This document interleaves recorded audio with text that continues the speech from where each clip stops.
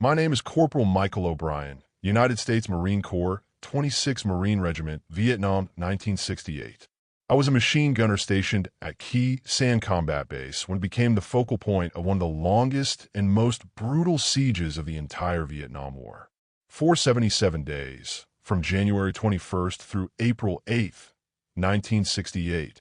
Approximately 6,000 Marines and South Vietnamese Rangers were surrounded by an estimated 20,000 to 40,000 North Vietnamese Army soldiers who subjected us to the most intense and sustained artillery bombardment American forces had faced since World War II.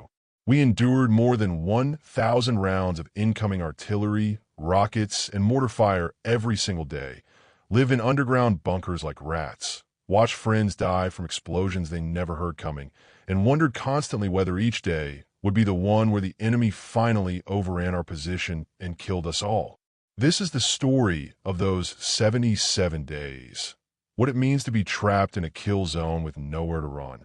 How human beings adapt to living under constant bombardment, and the psychological toll of knowing that the enemy has you surrounded and is systematically trying to destroy you.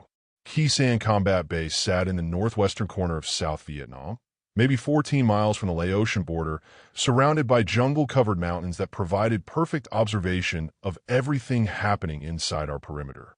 It had been established as a forward operating base to interdict enemy infiltration routes along the Ho Chi Minh Trail and to serve as a launching point for operations into Laos.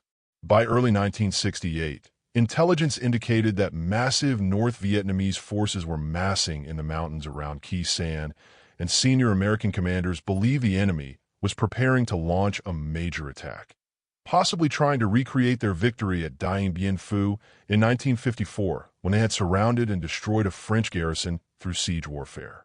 I arrived at Khe Sanh in December 1967, part of a rotation bringing fresh Marines to replace units whose tours were ending. My first impression flying in on the C-130 cargo plane was how isolated the place felt. A red dirt plateau carved out of jungle, surrounded by hills that loomed like silent watchers, the whole position feeling exposed and vulnerable despite the bunkers and defensive positions that ringed the base. The Marines who were rotating out had a look in their eyes that I couldn't quite interpret then, but would understand completely 77 days later. A mixture of relief at leaving and something else, something darker that came from spending months in a place where death was random and constant. The base itself was maybe a mile long and half a mile wide, with a runway capable of handling C-130 transports that brought in supplies and took out casualties. Around the perimeter were defensive positions, bunkers reinforced with sandbags and logs, fighting holes connected by trenches, wire obstacles, and minefields extending out from the main line. Inside the perimeter were ammunition dumps, fuel storage, command bunkers, artillery positions with 105mm and 155mm howitzers, and the underground shelters where we lived when we weren't on duty. Everything was red dust that got into your food, your water, your lungs, coating everything in a fine powder that made the whole base look like it existed on another planet. My position was on the northeastern section of the perimeter with a four-man machine gun team. We had an M60 machine gun mounted in a reinforced bunker with interlocking fields of fire covering the approaches to our sector. My squad leader was Sergeant James Jimmy Walsh, a veteran on his second tour who'd seen heavy combat during the previous year and had developed the kind of calm competence that only comes from surviving situations where others didn't. The other members of my team were Lance Corporal David Martinez, a quiet kid from Texas who was the assistant gunner, and Private First Class Robert Bobby Chun, our ammunition bearer, who'd been in country for only 6 weeks when the siege began. The siege started on January 21st, 1968, though we didn't know it would be a siege at the time. We thought it was just another rocket attack, another harassing barrage like we'd experienced periodically over the previous months. At 0530 hours, the first 122mm rockets started impacting inside the base. Not the scattered harassment fire we were used to, but concentrated salvos hitting ammunition dumps, fuel storage, anything that looked important. Within minutes, secondary explosions were tearing through the base as ammunition and fuel cooked off, sending shock waves that knocked men off their feet hundreds of yards away. I was in my bunker when the barrage started, trying to catch a few more minutes of sleep before morning formation. The first explosion was so close and so loud that I thought we'd taken a direct hit. The bunker shook, dirt cascaded from the ceiling, and the air filled with dust so thick I couldn't see Walsh, even though he was 3 feet away. We grabbed our weapons and gear and scrambled into our fighting positions, expecting a ground assault to follow the rocket barrage because that was standard NVA tactics. Soften the target with indirect fire, then hit it with infantry while the defenders are stunned and disorganized. But the ground assault didn't come.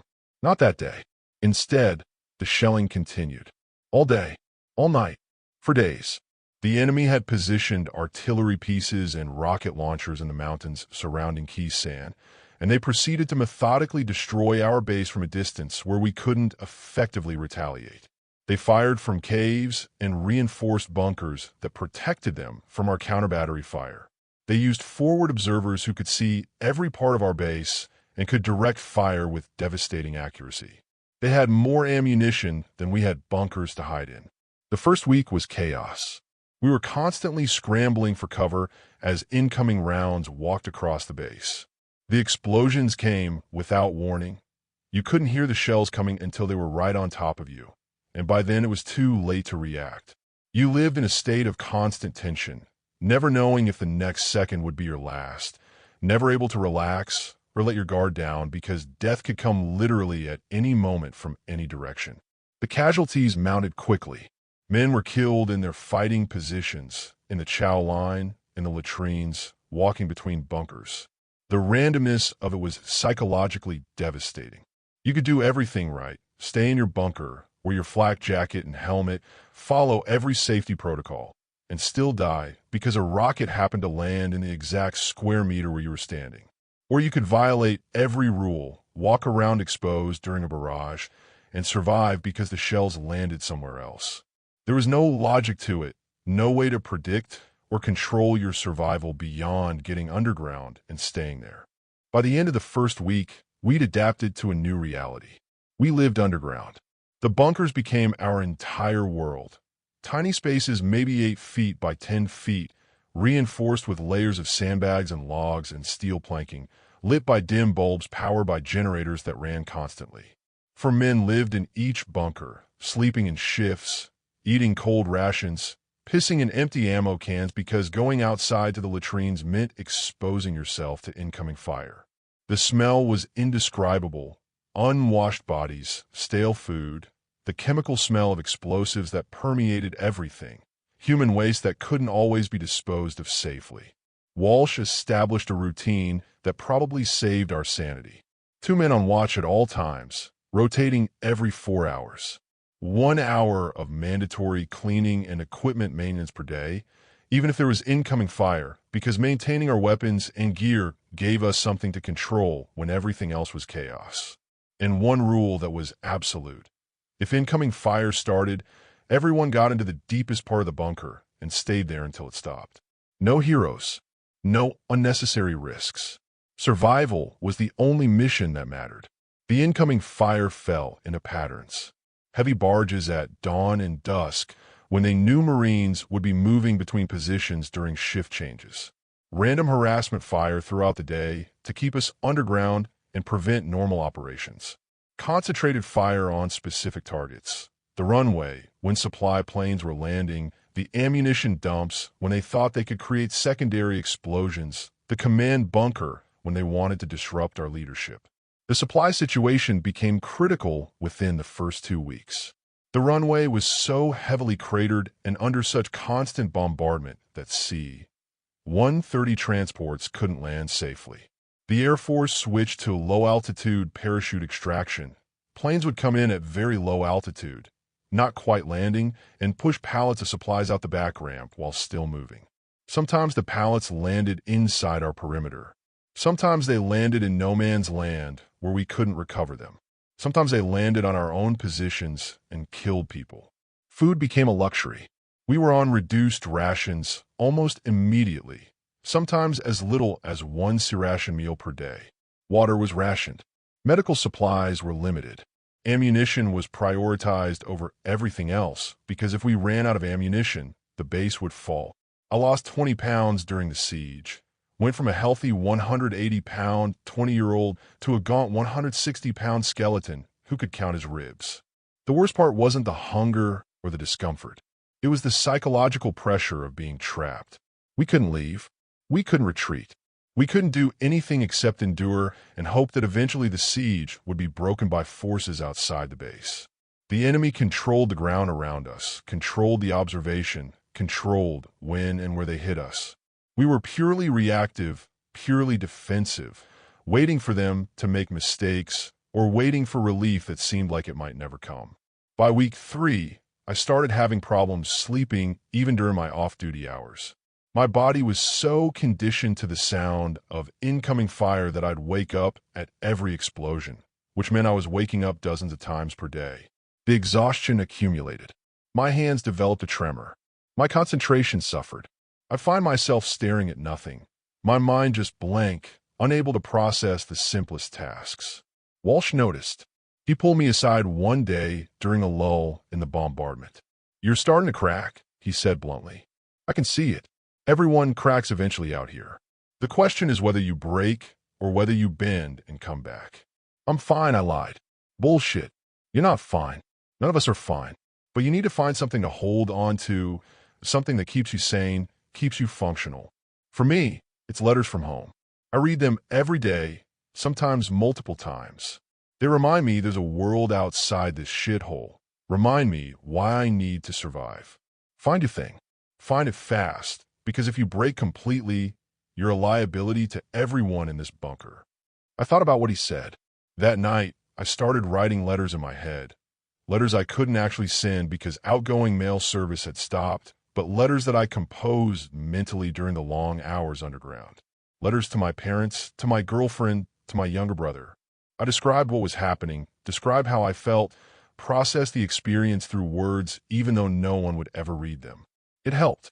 It gave me something to do besides just waiting to die. The enemy tried ground assaults periodically during the siege.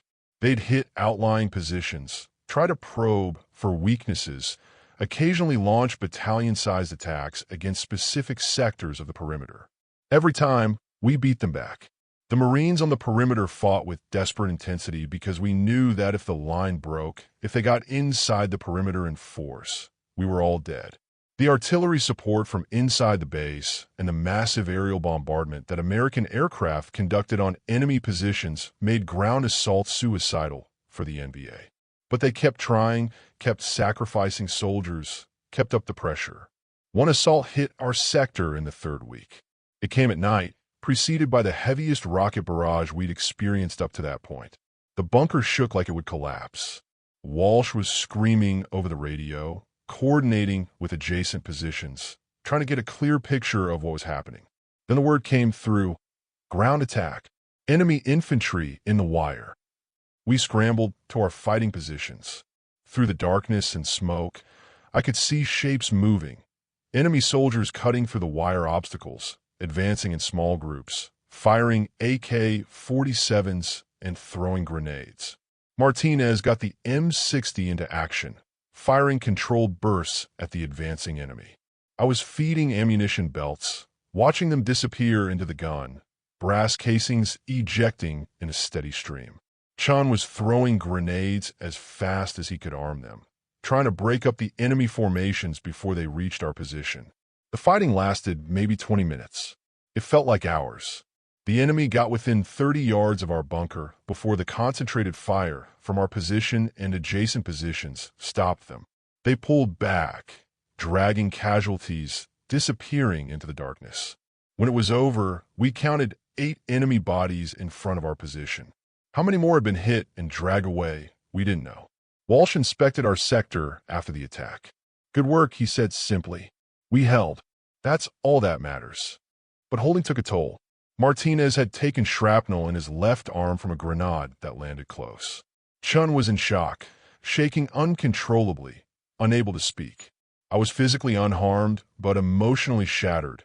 replaying the moment when an enemy soldier had been so close I could see his face in the muzzle flash before Martinez's burst cut him down. By week 5, the siege had become our entire reality. We couldn't remember what life had been like before Khe Sanh. Couldn't imagine what life might be like after.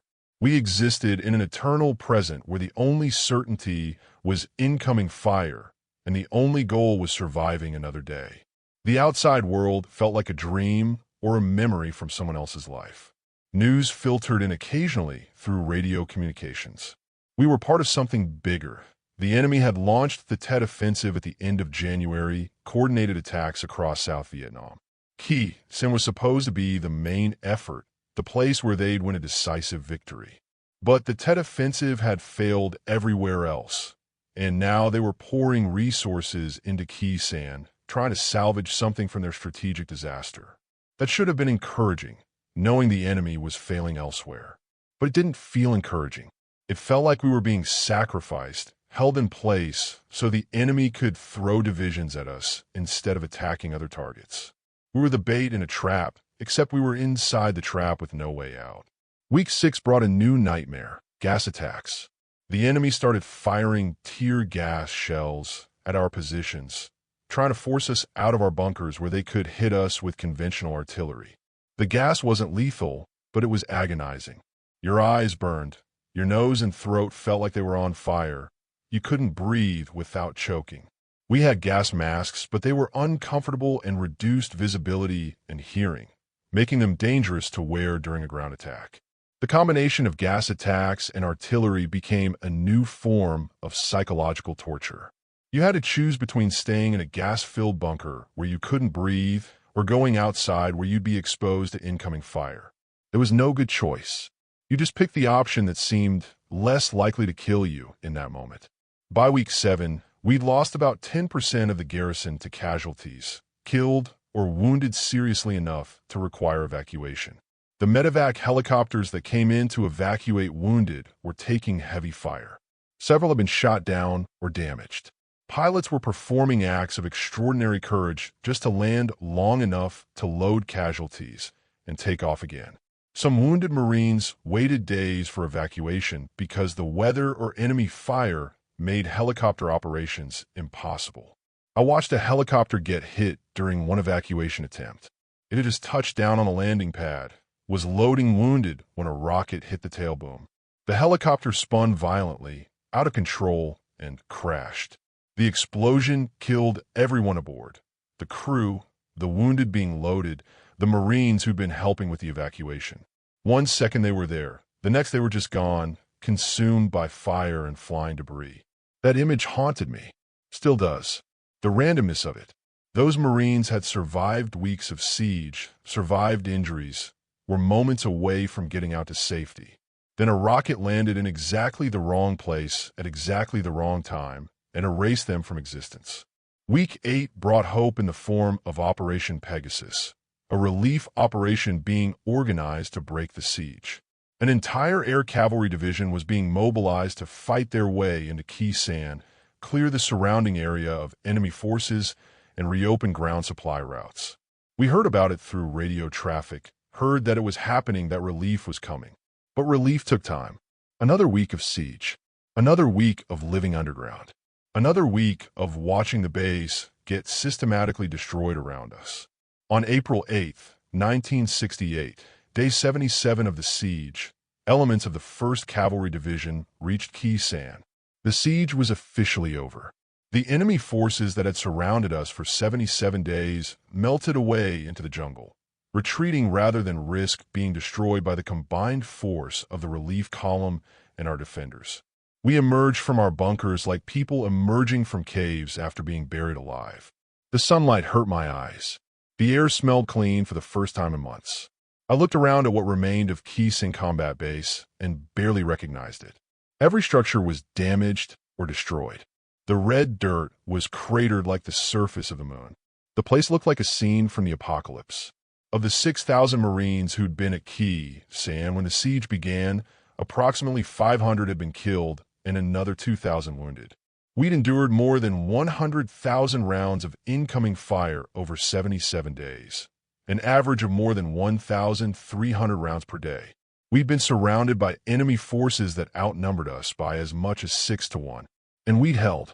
But holding had cost us parts of ourselves that would never fully recover. Act 2. The immediate aftermath of the siege was surreal.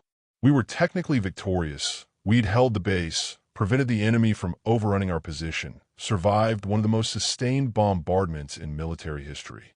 But it didn't feel like victory. It felt like we'd been put through a meat grinder and happened to survive the process. I was pulled off the line 2 days after the siege ended. My unit was being rotated to a rear area for rest and recovery, being replaced by fresh Marines who hadn't spent 77 days living like moles underground. The helicopter ride out of Khe Sanh felt unreal. Looking down at the base shrinking behind us, seeing the devastation from above, processing that I'd actually survived something I'd been certain would kill me. At the rear base, they tried to give us hot food, showers, clean uniforms, all the comforts we'd been denied during the siege. But nothing felt right. The hot food tasted like ash. The showers felt wrong. Too much water, too warm, too safe. The clean uniforms hung on my emaciated frame like I was wearing someone else's clothes. I couldn't adjust to being somewhere that wasn't constantly under threat. The psychological evaluation came 3 days after we left Khe Sanh. A Navy psychiatrist interviewed each of us, asking questions about trauma, symptoms, ability to function. I lied through most of it, told him I was fine, ready to return to duty, no problems. The truth was I was having nightmares every time I closed my eyes, was jumping at sudden noises, couldn't relax even in supposedly safe environments because part of my brain was still at Khe Sanh waiting for the next incoming round. You're exhibiting symptoms of what we call combat fatigue, the psychiatrist said. It's normal after prolonged exposure to combat stress. Most men recover with time and rest. Most men, but not all. He didn't need to say it out loud. We both knew there were Marines who'd left Khe Sanh physically intact, but psychologically broken beyond repair. Walsh was in the medical tent with us. His evaluation lasted longer than mine. When he came out, he looked 20 years older than he had at Khe Sanh. The psychiatrist had recommended he be pulled from combat duty permanently, sent to non-combat assignment or discharged. Walsh refused. "I'm staying with my men," he told them. "I'm not leaving the Corps because some doctor thinks I'm too traumatized to fight." But 2 weeks later, Walsh shot himself, used his service pistol, did it in the barracks when no one else was around, left a note that just said, "I can't stop hearing the incoming. I can't make it stop." His death hit me harder than any of the casualties during the siege. During the siege, death made sense. It was the enemy trying to kill us. It was the nature of combat. But Walsh survived. He made it out. He should have been safe. But the war followed him out of Khe Sanh and killed him anyway, just delayed the timeline. I attended his memorial service. The chaplain talked about Walsh's courage, his leadership, his sacrifice for his country. But all I could think about was the conversation we'd had during week 3 of the siege when he'd told me to find something to hold on to, something that would keep me sane. He'd found letters from home, but apparently that wasn't enough. Apparently, there are traumas that can't be processed or survived no matter how hard you fight them. After Walsh's death, I requested extension of my tour. It was probably the worst decision I've ever made, but at the time it felt necessary. I couldn't go home. Couldn't face my family and friends who would ask questions I couldn't answer, who would expect me to be the same person who'd left for Vietnam. And I couldn't leave Vietnam without finishing something, without giving Walsh's death and the deaths of the 500 Marines who died at Khe Sanh some kind of meaning beyond just statistics. I spent another 7 months in Vietnam, saw more combat, participated in operations that blurred together into a continuous stream of patrols and firefights and casualties. But nothing was ever as intense as Khe Sanh. Nothing else came close to those 77 days of sustained siege warfare that broke something fundamental in everyone who experienced it. I rotated home in November 1968, flew from Da Nang to Travis Air Force Base in California, processed out of combat status, put on my dress uniform, and flew commercial to my hometown. My parents met me at the airport. My girlfriend was there. They hugged me and cried and told me how proud they were. I felt nothing, or rather, I felt disconnected, like I was watching the reunion happen to someone else. The person they were hugging wasn't the same person who'd left. That person had died at Khe Sanh along with Walsh and Martinez and the hundreds of others. What came back was something else, something that wore my face, an answer to my name, but was fundamentally changed. The nightmares started almost immediately. Every night, I was back in the bunker at Khe Sanh, back underground, listening to incoming rounds impact above, back watching the helicopter crash during the evacuation attempt, back finding Walsh's body in the barracks. I'd wake up gasping, covered in sweat, sometimes shouting warnings about incoming fire to people who weren't there. My girlfriend tried to understand. She really did. But how do you explain to someone who's never experienced combat what it feels like to spend 77 days certain you're going to die? How do you make them understand why you can't sleep with the windows open because you need to hear potential threats approaching? How do you tell them that crowds of people trigger panic because you're scanning for enemy positions, that you can't enjoy fireworks because they sound like incoming artillery, that you can't form emotional connections anymore because everyone you let yourself care about died? She left after 3 months. I don't blame her. I was barely functional, couldn't hold a job, was drinking to self-medicate the nightmares and anxiety. I was destroying myself and dragging her down with me. For the next 10 years, I spiraled. In and out of VA hospitals, diagnosed with what they called post-traumatic stress disorder, a term that was just starting to be used for Vietnam veterans. Tried various medications, various therapies, various attempts to integrate back into civilian society. Some things helped temporarily. Nothing really fixed what was broken. I was angry for a long time. Angry at the military for sending us to Khe Sanh. Angry at the politicians who'd made strategic decisions that put 6,000 Marines in a position to be surrounded and bombarded for 77 days. Angry at the anti-war protesters who spit on returning veterans and called us baby killers. Angry at America for not understanding or caring about what we'd been through. Angry at myself for surviving when Walsh and others didn't. The anger eventually gave way to something else. Not acceptance exactly, more like acknowledgement. Acknowledgement that Khe Sanh happened, that it changed me permanently, that I would carry it for the rest of my life whether I wanted to or not. I found some stability in my 30s. Got a job doing manual labor. Construction work that was physically demanding enough to exhaust me, so I could sleep.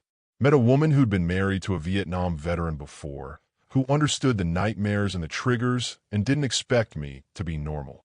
Slowly built something resembling a life. But Khe Sanh was always there, always present, always affecting every decision and every relationship. I couldn't be in enclosed spaces without feeling trapped. Couldn't handle loud noises without flinching. Couldn't form close friendships because I couldn't risk losing someone again the way I'd lost Walsh. Act 3. I'm 75 years old now. The siege of Khe Sanh was 57 years ago.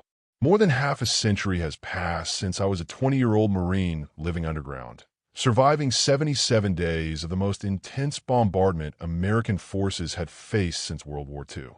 The nightmares have faded but never disappeared completely. I still have them occasionally, dreams where I'm back in the bunker, where the incoming rounds are falling, where I'm searching for Walsh and can't find him. I wake up from these dreams disoriented, reaching for weapons that aren't there, taking several seconds to remember that I'm not at Khe Sanh anymore, that the war ended decades ago. I've been to the Vietnam Veterans Memorial Wall 3 times. Found Walsh's name, found the names of other Marines I knew who died at Khe Sanh or in other battles. Touched the cold granite, tried to communicate something across the divide between the living and the dead. The wall is powerful and moving, but it's also frustrating because names on a memorial can't capture who these men were, can't explain what they endured, can't give meaning to deaths that often seemed random and pointless. Over the years, I've connected with other Khe Sanh survivors. We have reunions every few years, gatherings where we sit around and tell stories about the siege, try to make sense of what we went through, try to find some kind of closure or meaning. These reunions are both comforting and painful.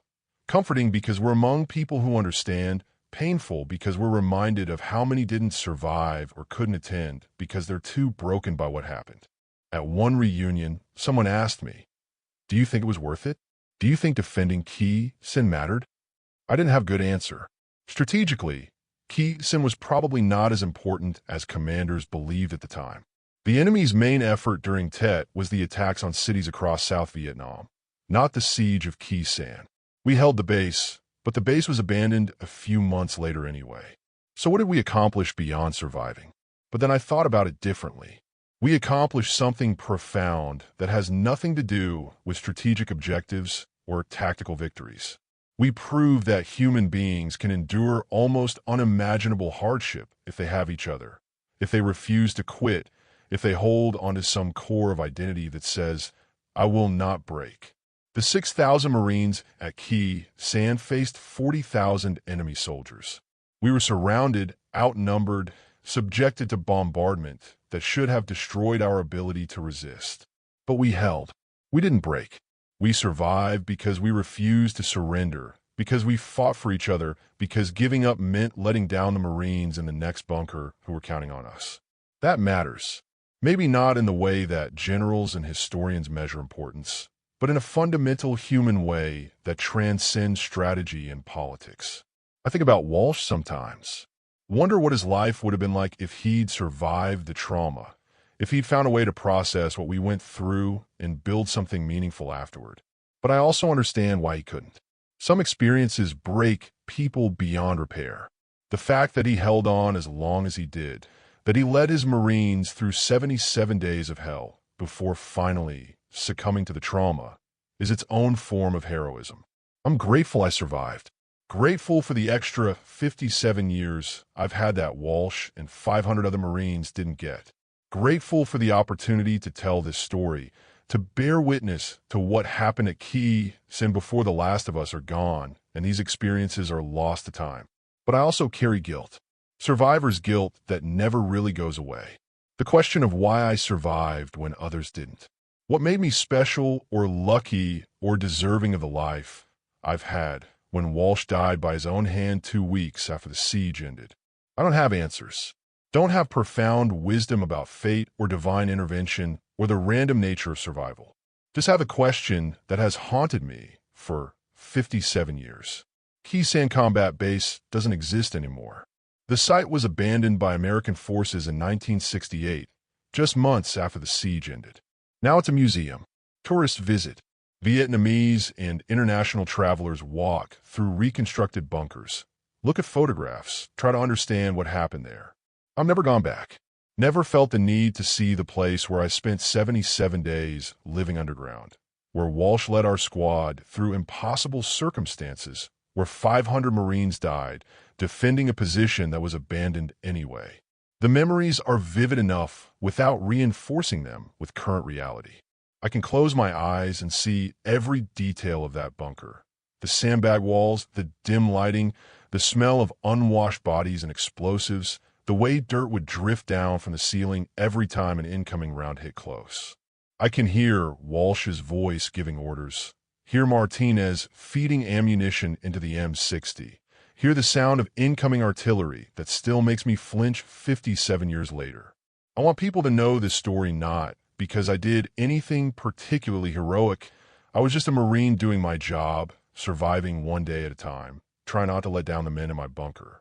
I want people to know because Khe Sanh represents something important about the nature of war and human endurance and the cost we ask young men to pay when we send them into combat.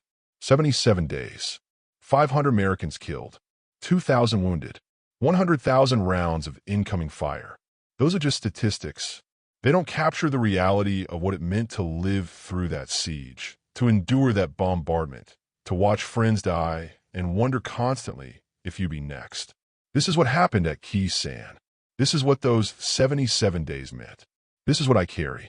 This is the story that needs to be told before the last of us are gone and these experiences become just footnotes in history books. My name is Michael O'Brien. I was a Marine at Khe Sanh during the 77-day siege. I survived.